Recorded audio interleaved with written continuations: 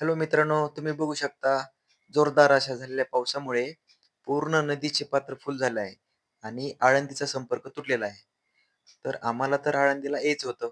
मग काय केलं, चरोलीने अ, दाभाडे सरकार चौकातून निरगुडीच्या डोंगर रस्त्याने एकदम असं मातीचा रस्ता, कच्चा रस्ता असल्यामुळं डोंगर माथ्यावरून चढत-चढत आम्ही निरगुडीला आलो आणि निरगुडीवरून पूल पास करून त्यानंतर धानोरी चौकातून अ, आळंदीकडे आलो होतो.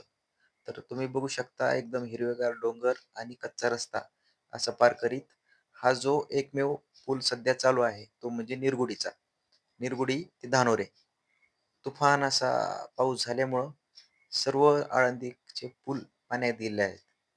त्यामुळे आम्हाला या निरगुडीच्या पुलावरून यावं लागलं. धन्यवाद.